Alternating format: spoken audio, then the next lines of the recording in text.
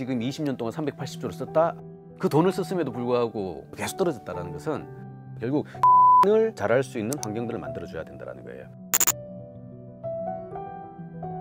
굉장히 제한적인 MZ 세대들이 어떻게 숨을 쉬고 살겠습니까? 어떻게 아기를 낳아요? 이거는 굉장히 본능이고 합리적이고 효율적인 의사결정의 결과예요.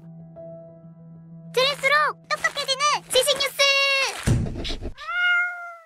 올 1분기에 발표된 출산율은 사실은 바닥권인 거고요. 이 상황을 설명할 때 전대미문의 위기 상황이에요. 하지만 문제는 앞으로 볼 게 더 바닥이라는 거죠. 왜? 우리나라의 출산율은 뚜렷한 상고 하저 현상을 보여요. 상반기에 굉장히 높고요. 뒤로 갈수록 떨어집니다. 결국 굉장히 심각한 거죠. 안녕하세요. 반갑습니다. 한양대학교에 있는 전영수입니다. 사실 한국 사회뿐만 아니라 인류의 역사가 그래요. 출산의 동기들은 굉장히 다양합니다. 우리가 과거 이제 못 살았던 시절에는 10남매, 12남매도 많았어요. 그 얘기는 굉장히 사랑해서 낳았겠죠. 하지만 사랑하는 그 기능도 있습니다만 기본적으로 제조의 기능도, 노동의 기능도 있는 거고요. 또 본인들이 이제 늙었을 때 먹여 살려야 되지 않습니까? 우리 보험이라고 그러죠. 봉양의 기능도 있는 거. 이런 다목적 하에서 사실은 출산을 하게 됩니다. 이건 한국만이 아니라 전 세계 표준 이슈예요. 그래서 전 세계 인류 인구는 끊임없이 늘어납니다. 그런데 이게 최근에 뚜렷이 반전되고 있고 그 반전의 가장 앞단에 지금 대한민국이 서 있다. 그래서 1.6을 가지고 있는 주요 선진국에서는 어쨌든 앞으로 인구가 줄어든다는 것은 기본적인 이제 팩트로 받아들이고 있어요. Actually, we see an acceleration in the drop in the fertility rate. Where does this lead? This does not lead to a greater civilization. This leads to a civilization that potentially dies not with a bang, but with a whimper in adult diapers. That is a sad ending. 지금 이제 선진국들이 골치 아픈 게 뭐냐면 어쨌든 성장은 많이 이루어진 상황이고 인구도 이제 줄기 시작했어요. 이게 이제 계속 떨어질 텐데도 잘 살아야 되잖아요. 그러니까 결국 인구가 줄어들어도 뭔가 좀 잘 살 수 있는 방식이 없을까를 고민하고 있는데, 근데 그러고 있었는데 멀리 이렇게 보니까 저기 동방의 작은 나라 한국이 우리보다 더 나쁜 숫자 0.67을 만든 거예요. 근데 얘네들 그냥 못 사는 나라 같으면 에이 그건 표준 편차에서 벗어난 예외 상황 이러면 될 텐데 자기네들하고 어깨를 나란히 하는 선진국이거든요. 경제 체제나 인식이나 모형이나 환경 자체가 걔네들하고 크게 다르지 않아요. 그런 상황에서는 당연히 벤치마킹의 가능성으로 우리 사회를 볼 수밖에 없는 것이죠. 한국을 좀 분해를 해서 만약 잘못된다. 저 한국의 길은 최대한 피해야 돼. 다른 길로 가자. 그네들 입장에서는 한국은 굉장히 재미난 국가인 거죠. 많은 젊은 분들이 지금 괴로운 건 뭐냐면 출산도 출산이지만 출산 이후가 더 골치 아프거든요. 또 반대로 얘기하면 출산 이전은 왜 또 생각하지 않는 거죠? 라는 거예요. 이게 또 한국의 특수성이거든요. 한국은 출산율이 사실은 이제 0.6에다 0.7 하는 게 뭐냐면 혼인이 전제된 경우에 나오는 출산율이에요. 한국은 혼외자 출산율이 3%가 안 돼요. 그러니까 애기들 100명 나오면 3명 정도만 혼외자, 97명은 당연히 법적 결혼을 한 다음에 출산을 하는 경우인 거거든요. 그 얘기는 뭐냐면 부모에다가 결혼을 하신 분들만 넣어서 출산을 따지면 한국도 1.67 가까이 나와요. 그러면 이제 수수께끼가 풀리죠. 왜냐하면 주변에 결혼하면 보통 하나가 잘 없고 둘도 많거든요. 뭐 심지어 셋도 있잖아요. 근데 그들은 보통 1.67을 만들어줘요. 근데 전체 총으로 하면 우리가 0.6이에요. 그건 무슨 의미죠? 혼인을 안 하죠. 그렇죠. 혼인을 안 하는 거거든요. 출산의 모수를 늘리려면 혼인의 모수를 늘려야 돼요. 근데 문제는 결혼 허들이 굉장히 높지 않습니까? 그러다 보니까 조건을 못 갖춰서 입구에 닿지 못하는 친구들이 굉장히 많은 거예요. 집값도 사실 만만치도 않고 하다 보니까 이제 사실 조금 꺼려지는 거죠. 결국 결혼을 잘할 수 있는 환경들을 만들어줘야 된다는 거예요. 결혼을 하려면 이제 조건이 딱 두 가지가 있죠. 일단은 근로소득이 장기 안정적이어야 되고요. 두 번째, 내 집과 관련되어 있는 안정성이 있어야 되는 거예요. 이 두 개가 사실은 미안한 얘기지만 MZ세대에게는 굉장히 확보하기가 어려운 과정이 된 거죠. 왜? 선진국이거든요. 필요한 정책 수요가 높은 것이 바로 일가족 양립의 강화라고 결론을 내리게 되었습니다. 그러니까 이게 개도국 때는 이 둘을 만드는 게 별로 어렵지 않아요.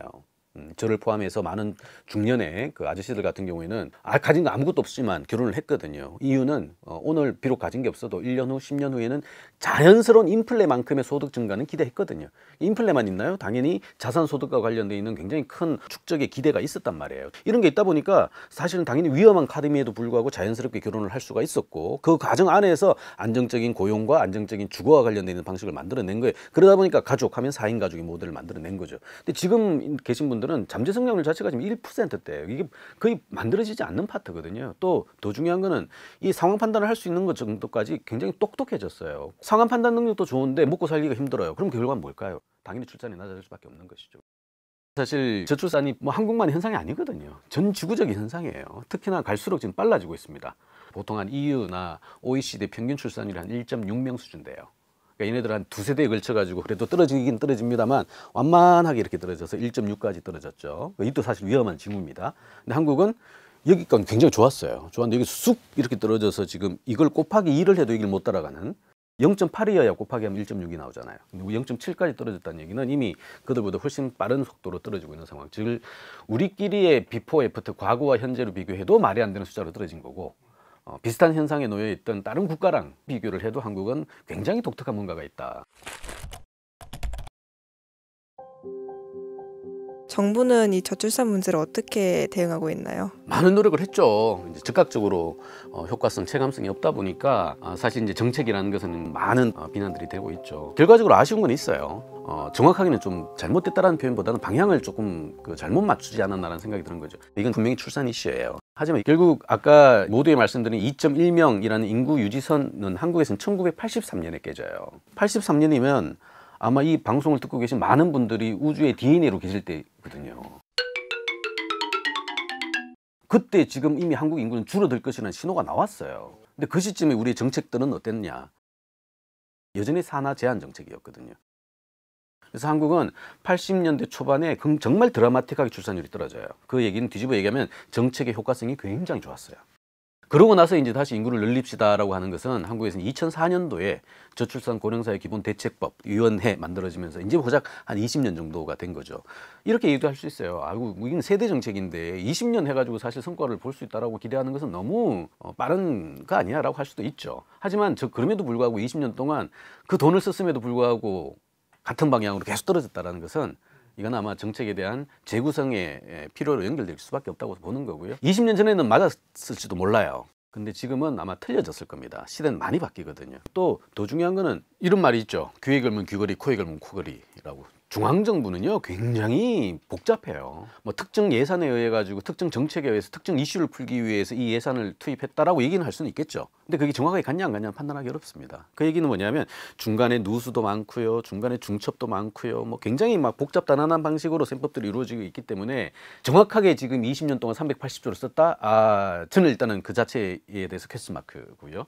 뭐 그럼에도 불구하고 많은 돈을 쓴 거는 사실일 겁니다. 그리고 그 비중 자체의 변화도 뚜렷이 보일 거예요. 예를 들어 20년 전에 그 판단했을 때 왜 출산을 하지 않을까? 아마도 20년 전이라는 얘기는 한국이 선진국에 진입하지 않았을 상황이거든요. 한참 개발의 압력이라든가 실제 개발의 가능성을 갖고 있었던 상황. 그 상황에서는 인플레가 존재했단 말이에요. 인플레가 존재할 때 미래 세대들에게 가장 큰 그 확신을 주는 것은 뭐냐면 일자리예요. 고용이에요. 그 얘기는 고용과 관련돼 있는 파트에 고용량을 늘리는 기업에 보조금을 더 준다거나 하는 방식들, 혹은 뭐 우리 그 직주와 관련된 이슈가 되겠죠. 직업과 주가 왔다 가는 직업 파트에 많은 부분을 아마 썼을 거예요. 근데 지금은 한국 선진국이잖아요. 그렇게 따진다면 사실은 개도국의 마인드, 요구 사항에 아마 정책적인 배려나 투자가 생각보다 많이 들어가지는 않을 거예요.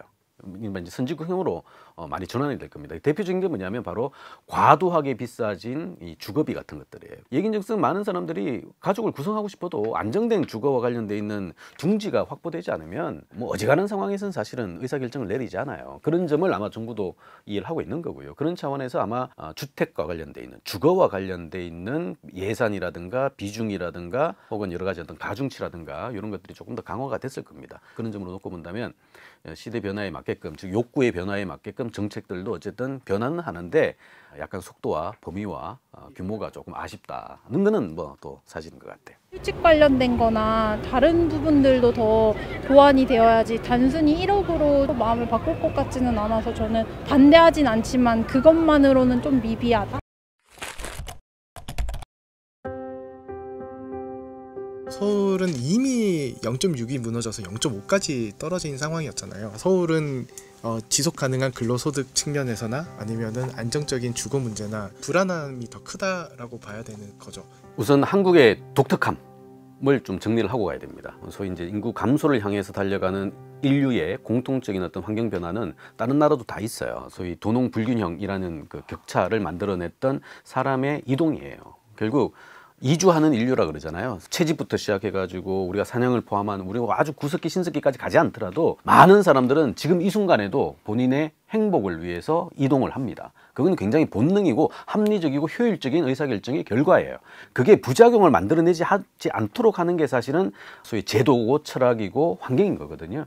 이걸 내버려두고 계속 가서 만약에 유지가 되면 아무 상관이 없습니다만 유지가 안 되면 이거는 거기서 이제 격차가 발생하고 소위 이제 부딪힘이 발생한다는 거거든요. 한국 같은 경우는 그런 거예요. 왜 선진국은 1.6인데 0.6까지 떨어졌을까? 왜 선진국에서는 없는데 한국만 이렇게 떨어졌던 현상들이 뭘까?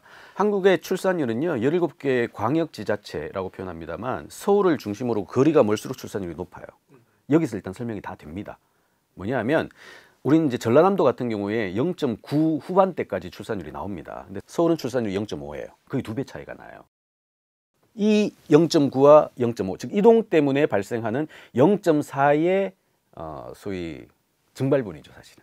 이 증발분이 다른 나라에는 없는 현상들이라는 거예요. 결국 정리하면 이런 겁니다. 다른 나라는 사회 이동이 있습니다. 있는데 생각보다 굉장히 적어요. 근데 우리나라는 생각보다가 아니라 거의 상식이죠. 마른 제주도로 사람은 서울로. 그죠? 모든 부모들의 인식. 공부 잘해야지, 공부 잘해야지. 전교 1등은 어디로? 무조건 서울로.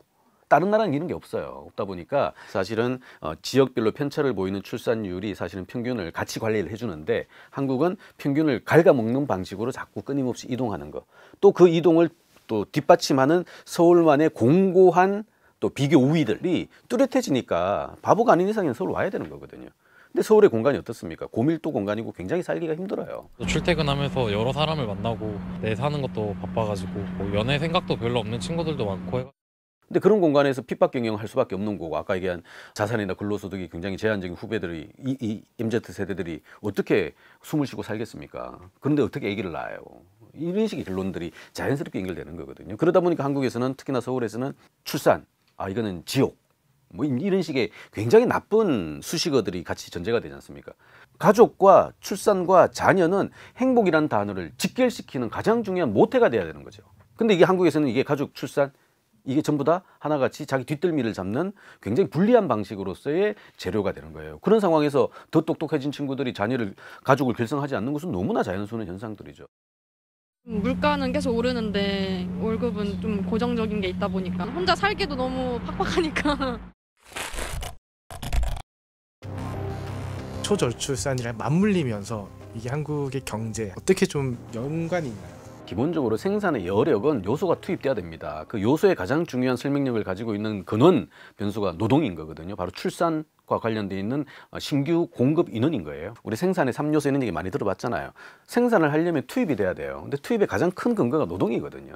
그러다 보니까 거대한 인구들이 만들어내는 생산과 관련되어 있는 엄청난 잠재력들, 이게 이제 고도 성장의 근원이 되는 거고요. 또 그분들이 끊임없이 소위 세금을 내고 재정을 쌓아줬던 걸 가지고 또 자본을 배분하는 과정에서 굉장히 큰 에너지로 쓸 수가 있는 거고요. 그런 것들이 서로 맞물려 가지고 사실은 짧은 시간에 고도의 압축 성장들을 완성을 한 거예요. 결국 그렇다면 인구는 경제예요.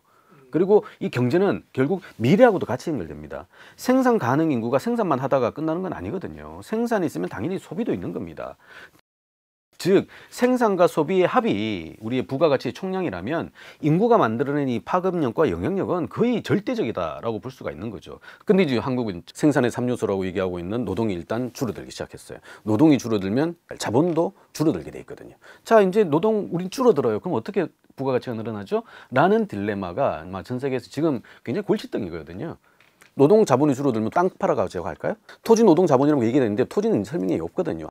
아니면 가능성 있는 기술 정도가 있는데 이게 사실은 R&D 비용이 많이 들지 않습니까? 상상력의 영역은 돈이 많이 들거든요. 근데 한국은 R&D 비용 없이 그냥 그대로 리버스 엔지니어링이라고 해서 역기술이라고 표현하는데 그냥 그네들 가져왔던 거 그대로 갖고 와서 분해해서 그냥 만들어서 뚝 하면 되는 구조인 거예요. 대표적인 게 일본 같은 사례를 따라간 거예요. 우리가 지금까지 이렇게 두세 대 만에 고도 성장을 한 것은 기본적으로는 우리보다 앞서서 이 길을 걸어왔던 선진국의 모형들을 후발자가 돼서 그대로 추격하면서 얻었던 이득들이에요. 하지만 지금은 과거 한국이 후발자의 이득을 누렸던 이 상황이 지금은 완전히 이제 역전됐다. 상황이 전환됐다라고 이해를 하시면 되고, 그런 점에서 2.1명 이상의 끊임없는 후속 인구가 공급될 거란 전제하에 만들어진 첫 번째 조세제도, 두 번째 끊임없이 세대 부조형이 전제가 되어 있는 복지제도, 이 두 개가 자연스럽게 맞물릴 수 있을 정도로의 산업제도, 경제 모형들, 그러니까 교육도 마찬가지죠. 그러니까 이런 것들이 사실은 다 이렇게 소리 소문 없이 다 연결이 돼가지고 자연스럽게 한국 사회라는 것을 완성을 시키는 거거든요. 근데 이 첫 번째 출발 자체가 이미 이제 훼손되기 시작했어요. 노동 감소, 즉 그 세대 부조형으로 구조가 돼 있고 설계화가 돼 있는 것이 흔들리는 과정. 출산율이 0.6, 0.7까지 떨어졌던 전대미문의 이 사태가 사실 빚어낸 결과다. 그러면 이제 뒤가 다 어긋나기 시작합니다. 뭘 하긴 하는데 안 나와요. 이런 현상들이 계속해서 이제 벌어지고 있는 것이죠. 그렇다면 우리가 가야 될 앞날은 어떻게 될 것인가? 만약 지금 그대로라면이라는 전제가 붙는다면 미안한 얘기지만 반등은 불가능하다. 실제 우리가 인구 문제는 별로 고민 안 하잖아요. 반짝 이제 통계가 나올 때만 아우 막 난리 났어요 이러는데 나라 밖에서는 지금 한국 걱정을 굉장히 많이 하고 있어요. 결국 정리하면 이런 겁니다. 한국은 적어도 인구 문제와 관련해서는 전 세계에서 제일 앞에 와 있는 거예요. 아무도 가보지 않은 길은 사실 뭐 아니면 도거든요. 첫 번째 펭귄, 퍼스트 펭귄이라고 그러잖아요. 퍼스트 펭귄의 운명은 딱 두 가지거든요. 먼저 뛰어들어가지고 물개한테 잡아먹히거나 아니면 먼저 뛰어들어가지고 생선을 지가 다 먹거나 인 상황인 거예요. 그렇게 놓고 본다면 이렇게 격차가 벌어진 게 오히려 역발상으로 더 좋은 전환의 기회가 될 수도 있는 거죠. 노동의 투입이 없는데도 지속 가능한 모델을 만들어내는 것, 결국 이게 우리의 상식과 질서의 대전환이에요. 지금 많은 정황 증거들이 그걸 얘기를 하고 있는데 우리는 60년, 70년대 만들어진 질서에서 못 벗어나고 있는 거예요. 저희처럼 50대, 60대는 그게 너무 익숙하거든요. 질서는 늘 변할 수밖에 없다. 근데 왜 자꾸 과거 질서를 가지고 특히나 선진국에 태어난 친구들을 제어하려고 하고 교육하려고 하냐라는 게 사실 가장 큰 차이죠. 연금은 어마어마한 돈을 가지고 운영을 할 수 있잖아요. 사실 우리가 경제 좀 보면은 주가는 계속 우상향으로 성장을 했었잖아요. 그러면 그 돈은 지금 커버가 안 되는 건가요? 그것도 중요한 포인트예요. 현재 국민연금만 한 1,100조 가까이, 600조 가까이는 운용 수익이에요. 우리가 그 연금이 고갈된다라고 하는 거는 한국의 독특한 임금 체제 때문에 이런 문제가 발생을 해요. 지금 90년대를 경험한 70년대생 한국 사회의 많은 문제를 풀 수 있는 마지막 집합점이자 새로운 돌파구의 넛지가 될 수도 있다는 거죠. 이들이 그나마 현역에 있을 때 구조를 바꿔주는 게 충격도 덜하고 자연스럽게 연착륙을 할 수 있는 구조예요.